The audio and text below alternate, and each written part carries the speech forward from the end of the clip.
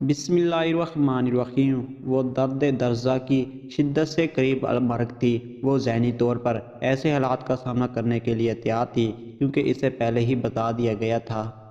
اب کی بار بے شک مر جانا مگر بیٹی پیدا نہ کرنا۔ شومی قسمت کے اس بار بھی وہ بیٹی کو جنم دے رہی تھی۔ شاید وہ بچ جاتی مگر وقت کے فرعون نے اسے انتہائی طاقتور زہر پلا دیا تھا تاکہ بچے کو جنم دیتے ہوئے اس کے بچنے کا کوئی چانس ہو بھی تو یہ نہ بچے، مگر شاید اس کو پتہ نہیں تھا کہ اسے زہر دیا گیا ہے۔ اسی لیے وہ بار بار سوچ رہی تھی۔ پچھلے بچے کی پیدائش پر جسم اتنا بے قرار نہیں تھا، سامنے شراب پڑی تھی اور ساتھ ہی تاش کی بازی جاری تھی۔ اصغر نے اپنی بیوی کو زہر پلانے کے بعد اس کے کانوں میں موجود سونے کی بالیاں اتار لی تھی اور اب وہ ان بالیوں کو بیچ کر ملنے والی رقم سے جوا کھیل رہا تھا۔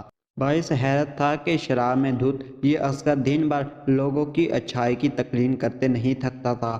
شاید اس کے ساتھیوں کو بھی اس کی قبیحہ حرکت کا علم نہ تھا، ورنہ وہ دنیا کی اس ذلیل ترین انسان کو تھوک دیتے۔ جب اصغر علی کی بیوی کو یقین ہو گیا تھا کہ اس کا آخری وقت آ گیا ہے تو اسے اپنے مر جانے سے زیادہ فکر اپنے نئے آنے والے بچے کی تھی۔ لہٰذا جب وہ مکمل بے بس ہو گئی اور اسے محسوس ہونے لگا کہ اس کا نچلا دھڑ بے جان ہو رہا ہے تو اس نے اپنے شوہر کو زور زور سے پکارنا شروع کر دیا تھا تاکہ کم سے کم نئی آنے والی زندگی تو بچ سکے۔ اصغر اصغر کی آوازیں پورے کمرے میں گونج رہی تھی مگر شاید باہر نہیں جا پا رہی تھی۔ کمرے کی دیواروں سے ٹکرانے کے بعد پلٹ کر واپس آ رہی تھی۔ اگر باہر چلی بھی جاتی تو وہاں نازیہ رشید کا کوئی مددگار نہ تھا، اسی لیے وہ بیچاری شوہر کو پکارتے پکارتے نڈھال ہو گئی۔ اس کی آنکھوں میں ویرانی اتر گئی، زبان پر کلمہ طیبہ کا ورد جاری ہو گیا۔ منہ سے نکلنے والی جھاگ نے اسے یقین دلا دیا کہ وہ مر نہیں رہی بلکہ اسے مارا جا رہا ہے۔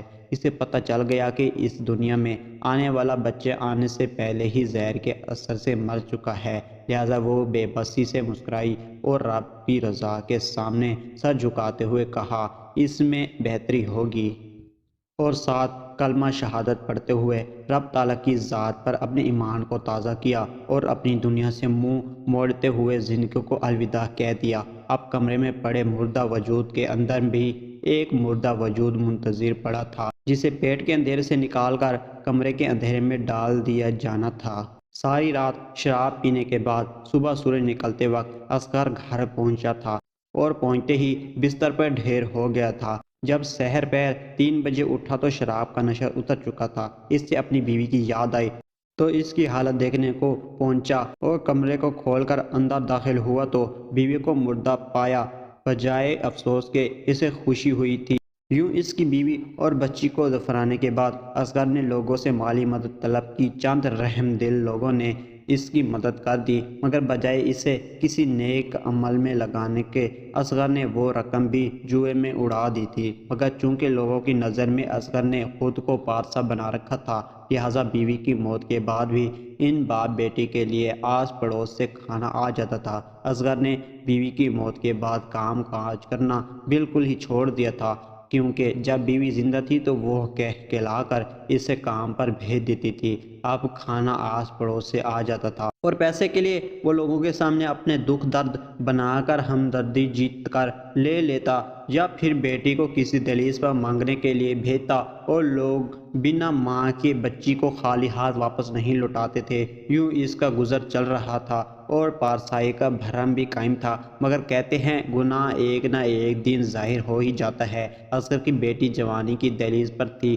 جب ایک بار جوئے میں اصغر کثیر رقم ہار گیا تھا۔ اب یہ رقم مانگ تانگ کر ادا نہیں کی جا سکتی تھی اور اتنا ادھار کہیں ملنے کی امید نہ تھی۔ دوسری طرف چند دن انتظار کے بعد جواری اصغر کے گھر کی دہلیز پر آ پہنچے تھے اور اس کا لوگوں میں قائم پارسائی کا بھرم بھی ٹوٹ گیا۔ لہٰذا لوگوں کی نظروں سے گر جانے کے بعد اسے احساس ہو گیا تھا کہ اب اس کا یہاں رہنا ممکن نہیں ہے۔ اس نے گھر بیچ کر جواریوں کو رقم ادا کی اور بیٹی کو لے کر لاہور چلا گیا۔ وہاں جا کر کرائے کا گھر لے لیا مگر عادات اب بھی نہ بدلی اور بچی کچی رقم بھی جوئے میں اڑاتا رہا، یہاں تک کہ کچھ ہی عرصے میں وہ رقم بھی ختم ہو گئی اور اب کی بار اس نے جوئے میں اپنی بیٹی کو ہار دیا۔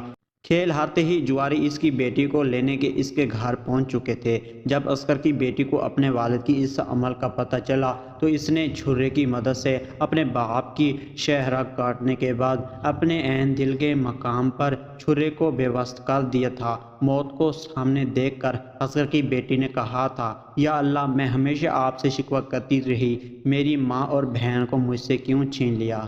مگر آج جب میرے باپ کے اعمال میرے سامنے کھول کر آئے تو مجھے یقین ہو گیا آپ جو بھی کچھ کرتے ہیں وہ ہی ہمارے لیے بہتر ہوتا ہے۔ شاید میری بہن اتنی دلیری نہ کرتی، وہ موت کو گلے نہ لگا پاتی اور ان درندوں کے ہاتھوں لٹتے پڑتے مر جاتی۔ جواری بھاگ چکے، محلے کے لوگ شور سن کر آ چکے تھے، مگر عسکر اور اس کی بیٹی کی روح پرواز کر گئی تھی۔ بس بیٹی کی آنکھوں کی چمک بتا رہی تھی کہ وہ اس دنیا سے مطمئن جا رہی تھی، جیسے کوئی انسان اپنی ذمہ داری ادا کر کے جا رہا ہوتا۔